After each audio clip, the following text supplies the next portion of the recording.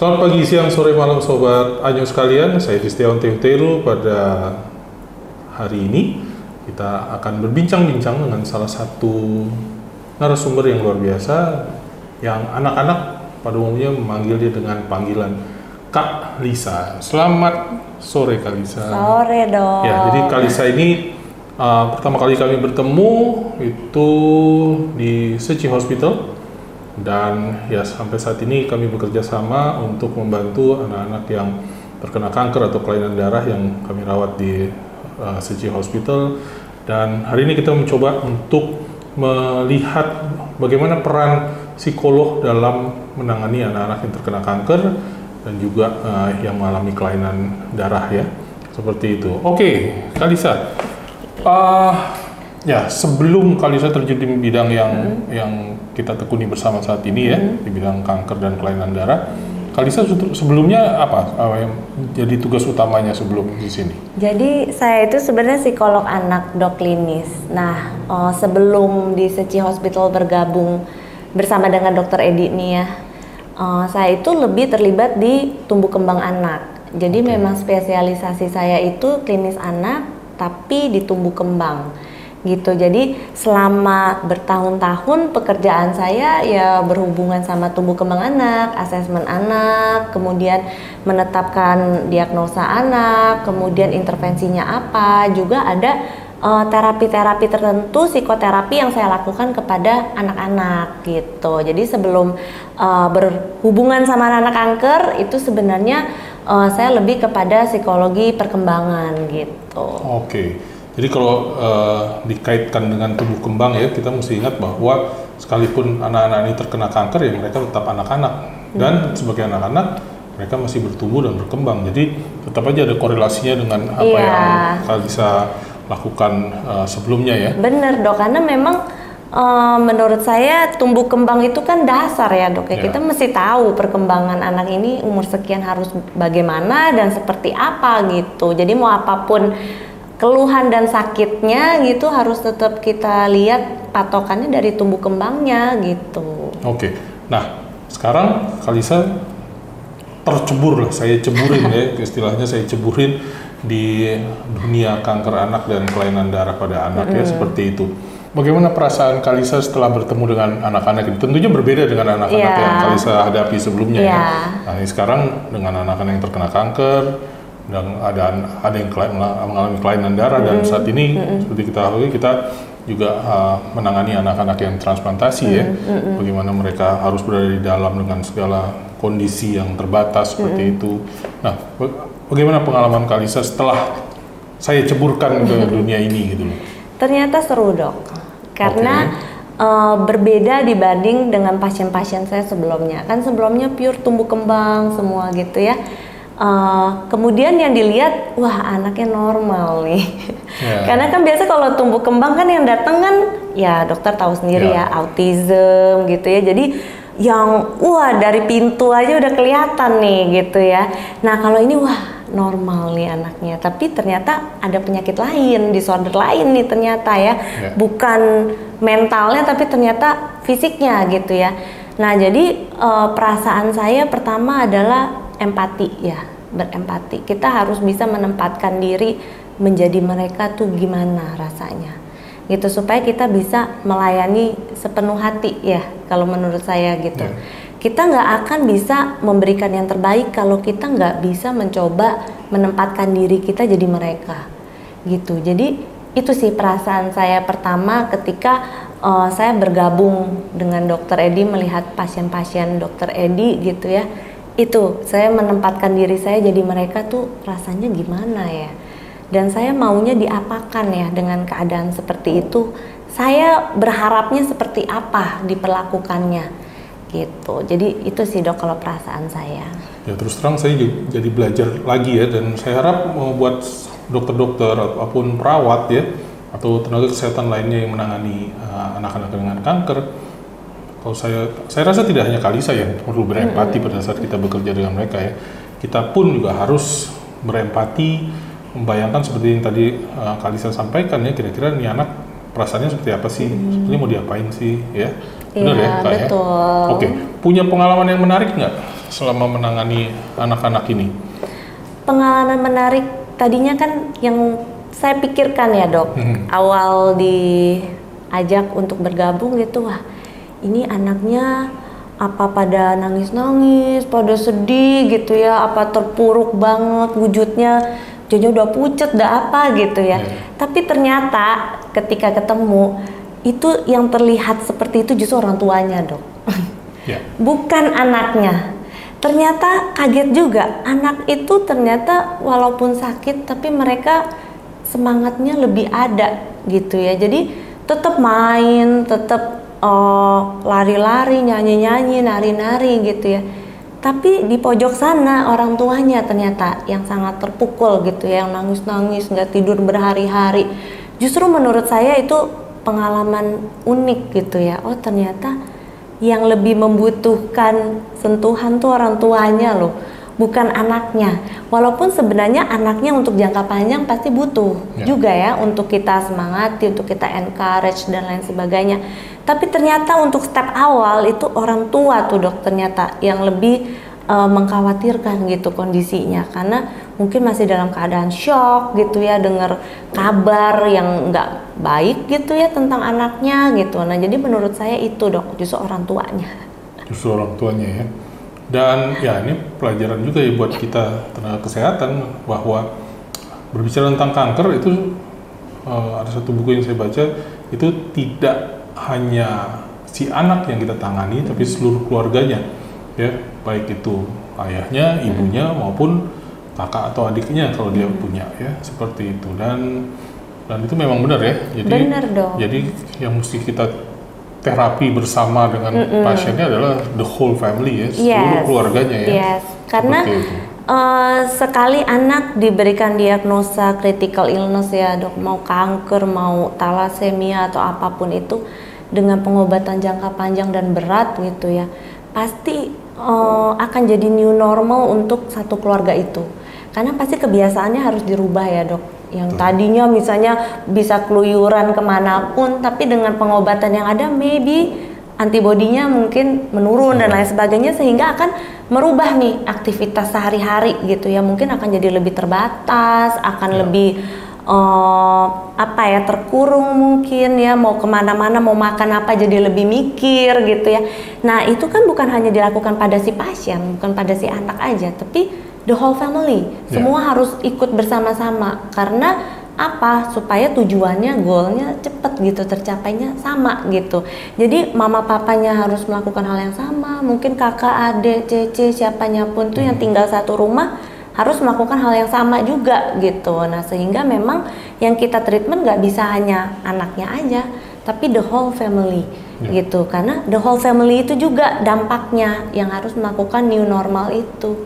Ya, berbicara tentang new normal, mungkin kita mendengar istilah new normal atau normal baru di era pandemi ya. Iya, betul. Ternyata ya kita sekarang dengar lagi new normal di era setelah pandemi yang kaitannya dengan anak-anak yang terkena kanker ya, seperti itu. Jadi memang betul bahwa mereka harus menjalani suatu kehidupan yang mungkin berbeda dari kehidupan mereka sebelum diketahui anaknya sakit ya, seperti itu ya. Iya, betul. Nah sekarang seandainya kita jumpai seorang anak ya dengan orang tuanya datang kepada kita, mereka dirawat, apa tipsnya sih bagi orang tua apabila seorang anak baru terdiagnosis terkena kanker gitu ya, dan harus menjalani rangkaian pengobatan yang cukup lama seperti itu, kira-kira bagaimana seorang tua harus bersikap?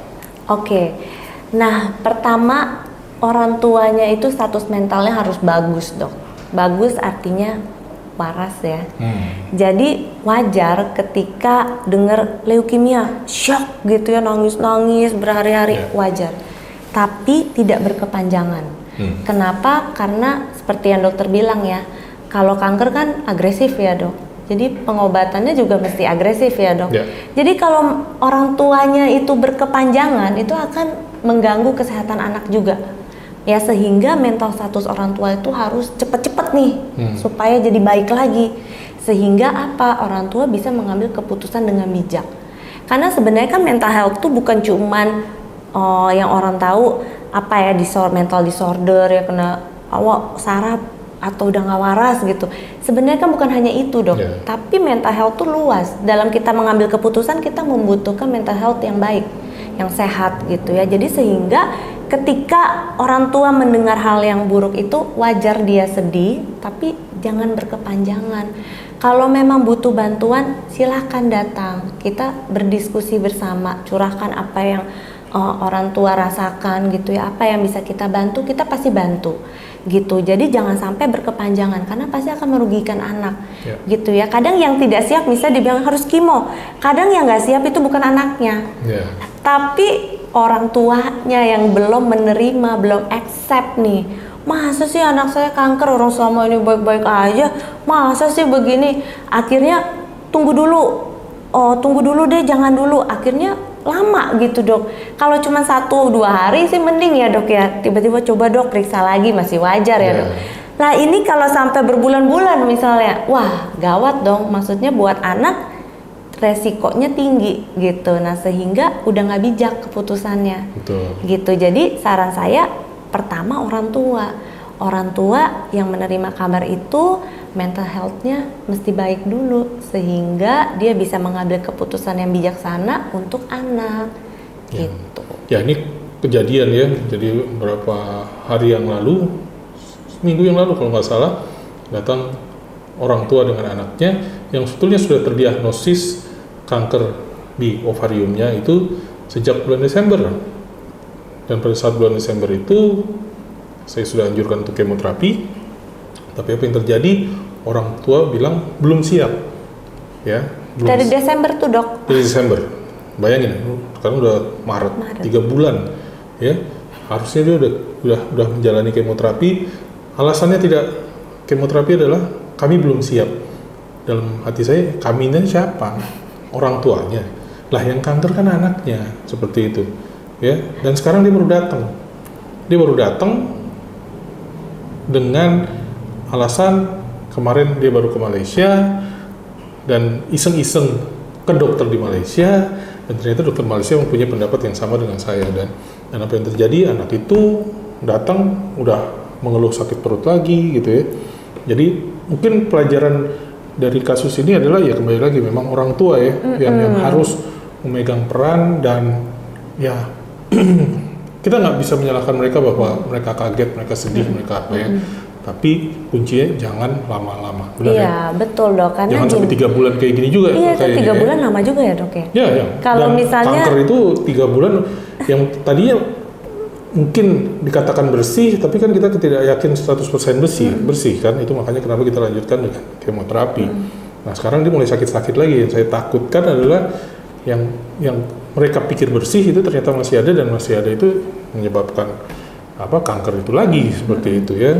Tapi ya mau dibilang apa gitu ya. Jadi mungkin buat orang tua yang menonton acara ini, saya tidak mengharap anak bapak ibu terkena kanker, tapi kalau seandainya memang itu harus terjadi, ya ingatlah apa yang tadi Kalisa sampaikan ya, bahwa nggak salah untuk kita kaget, sedih dan lain sebagainya, tapi segera bangkit lagi dan pikirkan anaknya, jangan pikirkan diri sendiri. Seperti apa yang dilakukan oleh keluarga ini, dia mikir diri sendiri, saya belum siap lah, yang belum siap siapa? Nanti kalau anaknya lebih siap nggak? Logikanya gitu kan? Kalau sampai dia kena kanker lagi, dia lebih siap mana sekarang?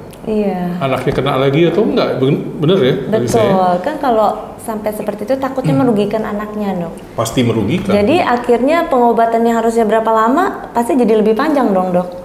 Dan akhirnya orang tua juga menyesal. Aduh kenapa nggak dengar dari itu? Tapi ya itu tadi, menyesal datangnya selalu terakhir datangnya. Ya itu masalahnya yang sering kita jumpai seperti itu. Makanya hari ini kita podcast bersama Kalisa ini semoga membuka wawasan orang tua ya, bahwa ya siapa sih orang tua mana yang tidak mau anaknya sehat ya. Tapi kalau Tuhan berkata lain ya kita harus menerima dengan ikhlas, mungkin bahasanya seperti itu ya. Mesti maju. Ya. Nggak bisa. Sedih tapi bangkit lagi cepat. Iya betul. Sedih wajar. Siapa yang nggak shock? Kalau kita kan juga shock ya dok. Tapi harus tetap berpikir jernih. That's why kalau butuh bantuan, please come. Jangan jadi berpikir dengan logika sendiri, sedangkan jangan-jangan mentalnya itu lagi nggak sehat. Sehingga akhirnya yang terjadi apa? Yang muncul keputusannya tidak sesuai gitu, nggak bijak. Jadi merugikan anak, terus belum keluarga yang lain juga. Terus terang dokter juga kesel tuh. Karena kita tahu harusnya anaknya lebih baik dan bisa baik seperti itu ya. Iya, jadi lebih panjang ya dok ya pengobatannya. Iya, makanya jadi dramanya panjang. Iya, kasihan anaknya. Oke, nah itu dari segi orang tua. Sementara bagaimana Kalisa bisa kasih tips ini buat anak-anak atau buat orang tua yang mungkin anaknya masih kecil ya. Karena kita tahu kan kayak di Indonesia protokol yang kita gunakan untuk leukemia itu 2 tahun. Artinya dia harus selama 2 tahun dibolak-balik rumah sakit ya. Dan kita sendiri baru melakukan transplantasi ya, yang mengharuskan si anak berada di dalam kamar steril itu lebih kurang 1 bulan, hampir 2 bulan. Ya, nah apa trik-triknya Kalisa nih untuk anak-anak seperti ini? Pertama, ketika dia tahu proses awal ya dok, berarti saya cerita dari awal proses ya. Awal proses anak terdiagnosa atau memutuskan, akhirnya keluarga sudah memutuskan nih, oke, anak saya akan menjalani serangkaian pengobatan gitu ya. Berarti anak kan akan menginap di rumah sakit ya dok. Nah itu pertama yang dilakukan adalah kita lihat mental status anak juga.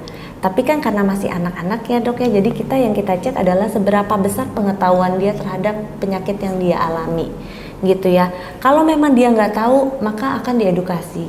Tapi edukasinya sesuai usianya dok, bukannya wah nanti serem loh bisa gini, nggak seperti itu. Sesuai dengan usia dia, semana dia bisa menanggung bebannya, istilahnya seperti itu.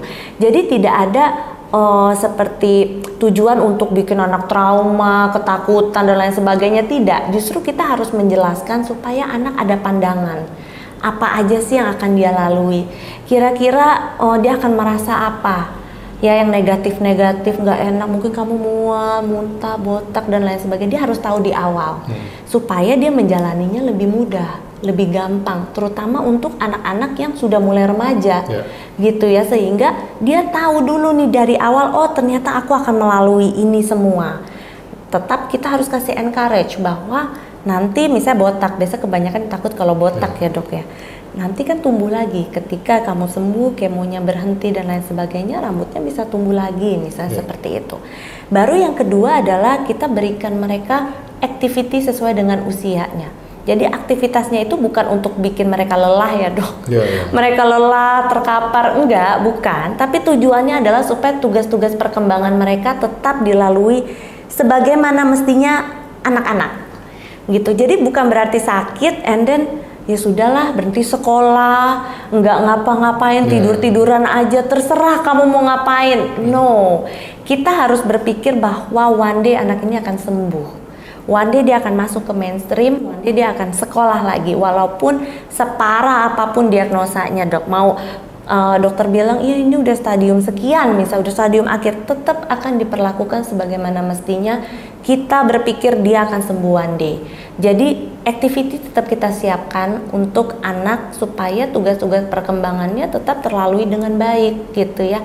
Pasti dia di bawah anak usianya itu udah pasti, karena kan activity-nya kurang ya dok, kurang gerak, banyakan tidur gitu ya, tapi paling tidak nggak akan jomplang banget gitu, karena masih tetap distimulasi.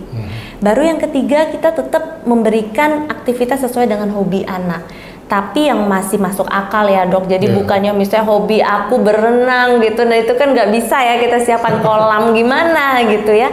Tapi thanks God sampai sekarang anak-anaknya tuh hobinya menggambar, melukis, bikin gelang, craft dan lain sebagainya, sehingga masih bisa kita fasilitasi. Kita fasilitasi hobinya. Kenapa? Supaya anak bisa ngerasa happy.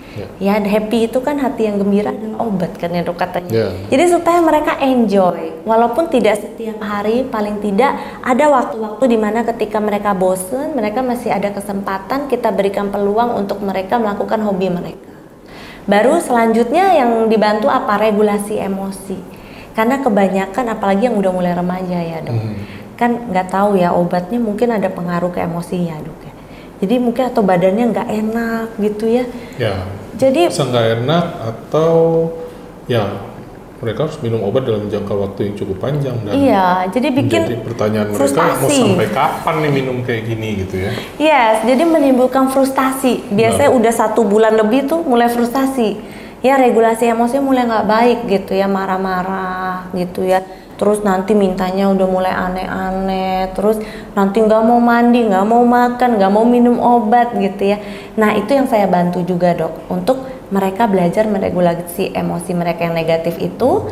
Mereka tetap harus mengekspresikannya, but in a good way.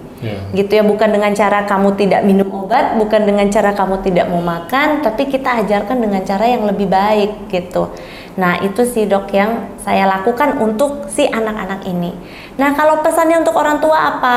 Nah kalau misalnya anaknya sakit, jangan berhenti di situ.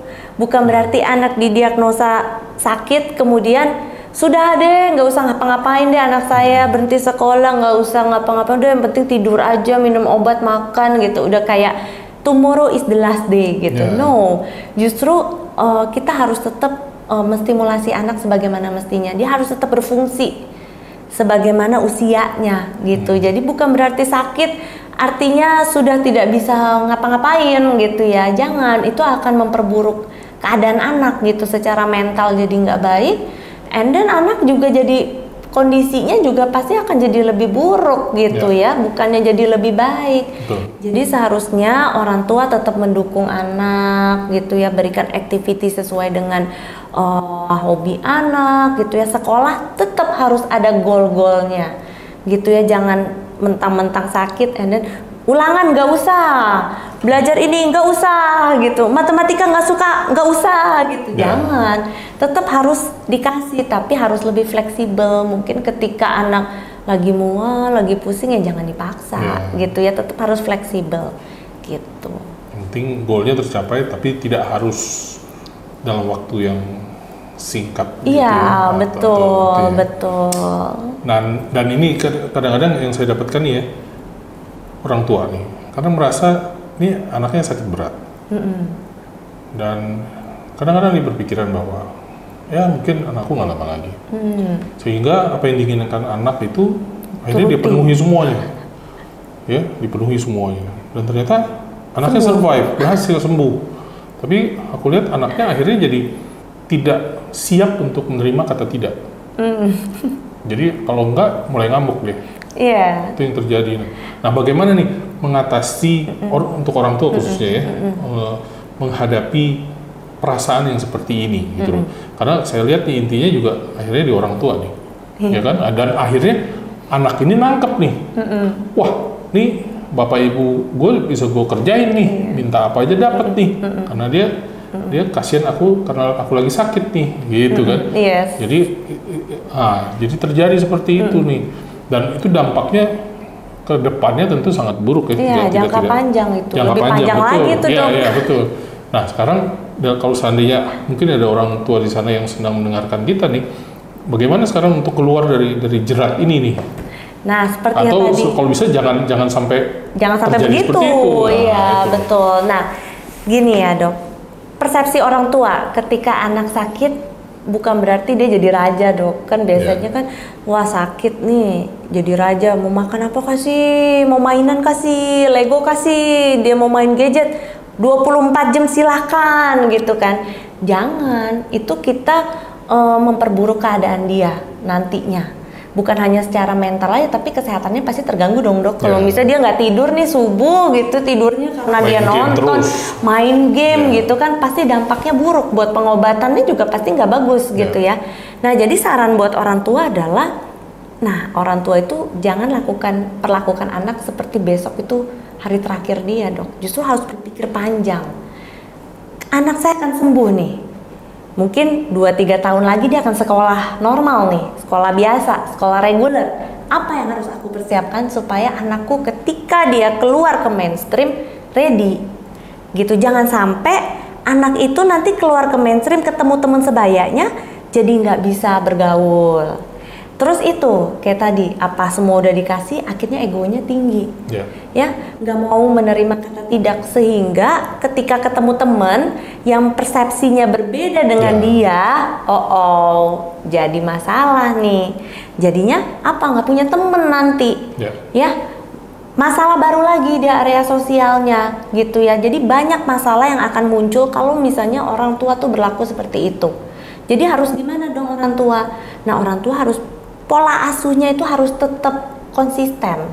Seolah-olah dia tidak sakit ya. Kita tetap fleksibel dok, bukannya kita melupakan dia sakit gitu. Tapi harus konsistensinya itu harus tetap no, yes. Jangan karena dia sakit yang tadinya no jadi yes. Karena anak itu belajar dok.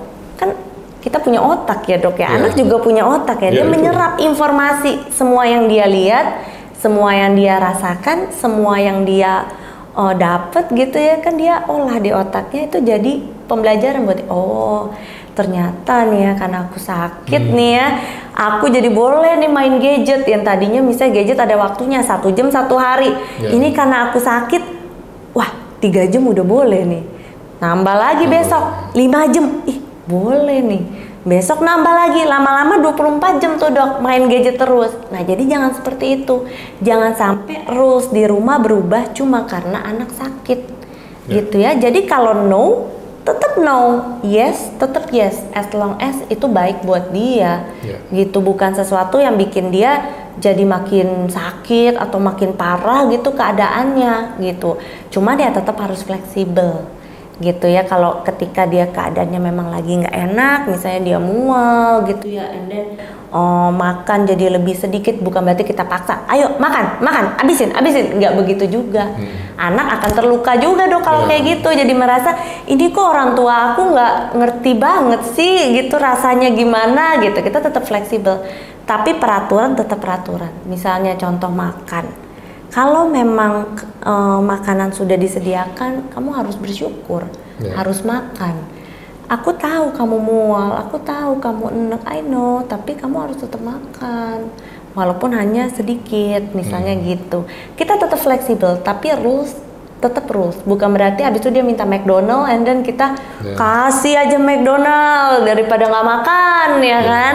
Nah itu kan bukan hal yang baik gitu. Anak juga nggak belajar dari apa yang dilakukan seperti itu. Yang ada anak belajarnya, ternyata enak ya, sakit nih ya, begini ya, aku nggak mau makan, dikasih apa yang aku mau gitu. Nanti pas sudah sembuh, apa yang dia mau nggak dikasih, ngamuk. Ya itu banyak terjadi seperti itu ya. Dan ya makanya kenapa kita membutuhkan keterlibatan psikolog dalam penanganan kanker, yaitu tadi kali saya sebutkan hati yang gembira adalah obat. Karena kita dokter, pasiennya udah banyak, ngobatinnya udah pusing, dan harus ada pasukan penggembira. Dan makanya saya bilang Kalisa ini salah satu pasukan penggembira kita yang bisa menyukakan hati anak-anak, karena ada penelitian-penelitian yang membuktikan bahwa hati yang gembira adalah obat itu. Karena apa? Karena di hati yang gembira itu, satu, obat kemonya kerja, dan justru istilah meningkatkan efektivitas dari pengobatannya justru ya, seperti itu. Ada penelitian-penelitian yang meneliti tentang hal tersebut ya. Nah ini kita kan ngerjain transplantasi nih. Transplantasi kalau saya bilang juga suatu hal yang baru buat kita ya, baru buat saya, baru juga buat Kalisa ya. Kenapa? Karena kita harus menjarakan tanda kutip orang tua dan anaknya ini di dalam satu ruangan untuk waktu yang cukup lama ya, seperti itu. Sehingga dengan pengalaman itu, apa yang Kalisa rasakan deh untuk menghadapi ya. Kalau yang di kemo mungkin di luar dia bisa pulang pergi ya, tapi kalau di dalam dia 2 bulan kok di dalam dengan kondisi yang konstan begitu saja ya. Walaupun ada wifi, smart TV, whatever. Tapi apa nih pengalamannya nih? Membantu anak-anak, karena transplant ini makin lama kayaknya akan makin banyak kita lakukan. Nah kan kalau transplant tuh kan dok, anaknya itu kan full di dalam kamar ya dok, dan pendampingnya juga nggak boleh keluar sama sekali ya dok selama sekian lama ya, berminggu-minggu gitu ya. Jadi kan pasti frustasinya tinggi ya. Kayak kita waktu pandemi aja dok, masih bisa keliling rumah aja ya. Sebenarnya kan keliling rumah masih boleh naik turun segala macem gitu. Walaupun tidak keluar pagar. Iya, walaupun nggak keluar pagar, stres kan. Tingkat stresnya tinggi tuh. Karena apa? Yang tadinya ruang lingkupnya gede, jadi sempit gitu ya. Apalagi nih sempit lagi nih, lebih sempit lagi nih. Bener-bener cuma satu kamar itu doang gitu. Nah, jadi yang saya lakukan apa? Kita support dengan berbagai macam kegiatan supaya paling tidak anak itu frustasinya berkurang. Hilang sih nggak mungkin dok, pasti nggak mungkin. Kayak kita dulu juga udah cari kesibukan kayak apapun, tetap ada kerja dari rumah gitu ya, work from home, tetap frustasi gitu di situ-situ doang. Nah, tapi paling tidak kita support, kita kasih kegiatan hobi mereka yang sesuai mereka suka, and then kita lihat, kadang kita juga harus melatih perilaku mereka, bukan berarti dia nggak bisa and then ya sudah gitu, bukan, itu ajang kita juga molding behavior mereka, jadi molding perilaku mereka. Oke, kamu nggak suka itu, pasti ada something, misalnya biasanya karena anaknya kurang sabar misalnya, nggak bisa, susah, daya juangnya kurang. Nah justru kadang sometimes dikasih dong justru, supaya apa? Mereka ada tantangan, ya kan hidup membosankan ya dok kalau nggak ada tantangan ya. Jadi kita kasih mereka tantangan-tantangan baru. Ada goal-goal yang harus mereka capai gitu ya. Nanti kalau mereka udah tercapai, dapat 1 star misalnya, atau dapat berapa star sesuai kebaikan hati saya lah dok gitu ya. Tergantung tingkat kesulitannya juga. Wah ini susah banget nih, dia butuh perjuangan, karena kita tahu anak ini nggak bisa gitu ya. Tapi di anak lain mungkin bisa ya, beda ya, berarti kan dia bisa. Kita bisa lihat nih kemampuan tiap anak kan berbeda-beda. Oh ini dia tough banget nih ngerjainnya nih, memang susah, tapi dia berusaha, kita lebih respect gitu ya, kita kasih lebih banyak gitu ya. Sampai akhirnya ketika saya memberikan mereka namanya reward card ya, jadi kalau udah penuh kasih reward yang sesungguhnya gitu. Misalnya apa yang mereka suka gitu ya. Oh ada yang suka cinnamon roll ya, ada yang suka kurumi, ada yang cita-citanya mau jadi Pokemon gitu ya. Nah itu kita support juga gitu, tapi harus berusaha dulu, ada effortnya gitu, sehingga mereka setiap harinya itu paling tidak sedikit aja ada rasa tantangannya gitu. Oh iya, ada yang harus aku lakukan, ada target-target yang harus aku capai nih gitu ya. Nah kemudian kalau orang tua apa? Biasanya mendengarkan curhatan orang tua ya dok, karena orang tua kan mengeluhnya bosen ya, makanannya ini aja gitu ya. Kita kasih edukasi juga ke orang tua bahwa ini semua harus dilalui bersama-sama gitu ya. Kadang-kadang saya mikir ya, ini orang tua nggak mikir apa gimana ya gitu ya. Bosen demi anak lah gitu kan. Iya benar. So, saya yakin orang tua ingin anaknya baik, tapi memang harus ini dilalui gitu. Tapi ya memang harus menjalani kebosanan ini ya, seperti betul. Itu. Makanya kembali lagi mesti waras gitu orang tua. Iya mesti waras. Dalam arti oke, aku bosan tapi aku harus cepat bangkit lagi seperti itu. Iya betul. Sometimes orang tuanya dok yang harus dikasih tugas. Ya, gitu. Kayaknya perlu. Makanya kadang misalnya memang tugasnya ini susah sekali untuk si anak, saya udah tahu ini dia nggak bisa ngerjain, sengaja dong dikasih. Kenapa? Biar orang tuanya help, orang tuanya tolong. Jadi orang tuanya juga ada pekerjaan, activity yang mereka kerjakan bersama dengan anak. Jadi selama beberapa minggu di dalam itu jangan aku, kamu.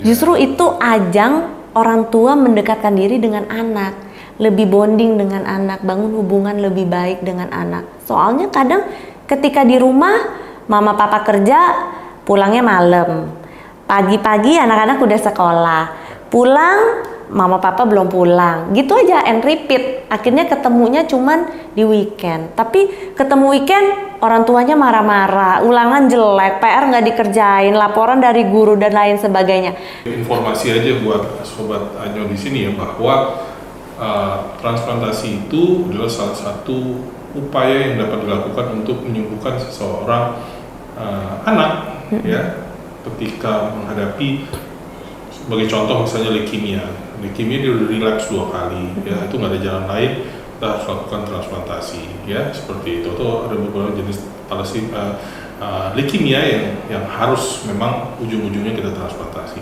Apa yang terjadi di transplantasi?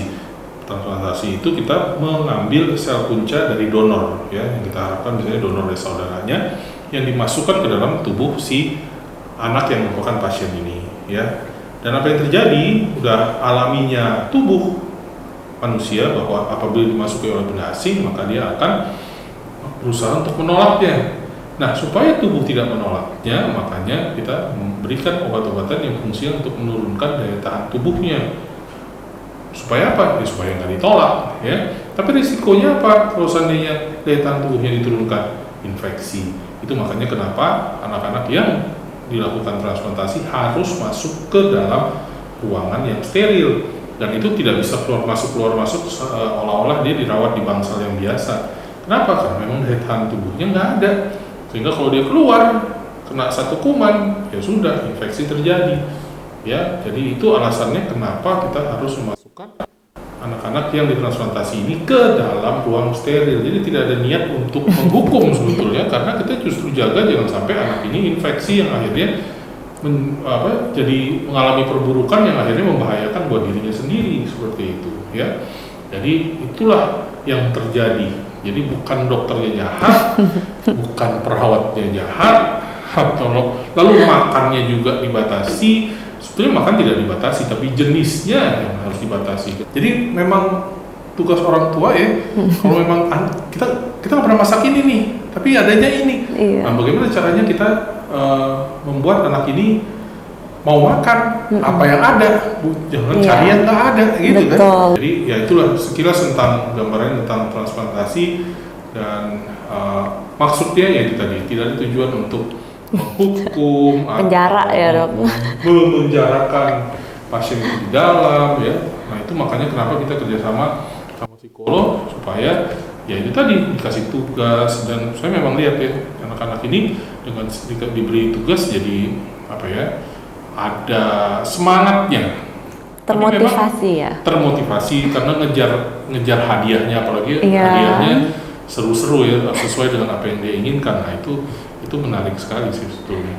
Jadi Sobat Anyo sekalian, jadi mungkin kita dari pembicaraan kita saat ini semoga mendapat gambaran, ya, bahwa artinya gini, buat Sobat Anyo yang mungkin di rumah sakitnya tidak ada psikolog, nggak apa-apa, kita bisa cari psikolog di luar, ya. Mungkin di Google atau di apa, ya, ketikanya psikolog tuh banyak di psikolog. Di Halodoc juga udah ada. Halodoc ada. Halodoc ada. Oke. Ya, jadi jangan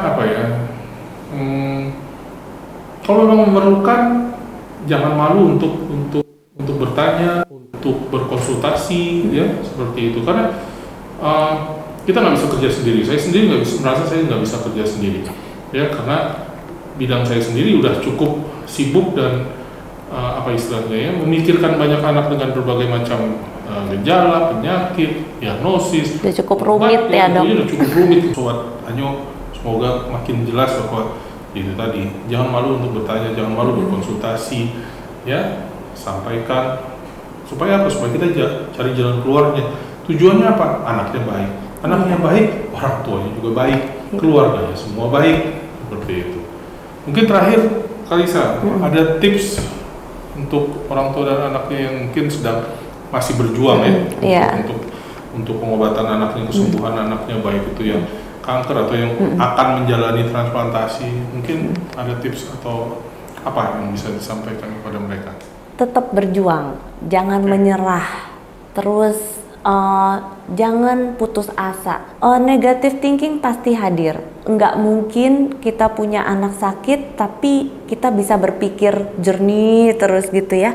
Kita harus bekerja keras melawan itu, merubah menjadi sesuatu yang positif. Dengan kita punya pikiran-pikiran yang positif akan berpengaruh pada tindakan kita. Kalau kita berpikir negatif terus, tindakannya akan buruk-buruk, negatif-negatif, nggak akan ada faedahnya. Yang ada merugikan anak, merugikan keluarga, merugikan banyak orang. Tapi kalau misalnya kita berusaha untuk selalu berpikir positif, dari semua yang buruk pasti ada deh satu aja yang baik, gitu ya. Pasti ada, nggak mungkin nggak ada, gitu ya. Nah, kita fokus pada yang baik.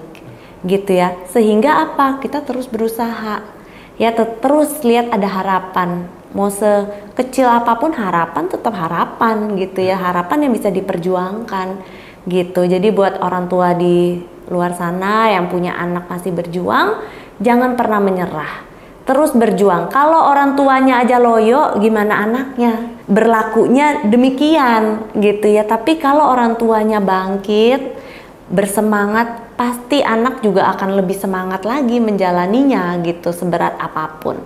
Gitu. Nah, untuk teman-teman di sana, anak-anak di sana ya yang mungkin udah lebih besar gitu ya, udah remaja, sudah mengerti, sudah paham bahwa konsekuensinya apa dengan aku punya penyakit seperti ini.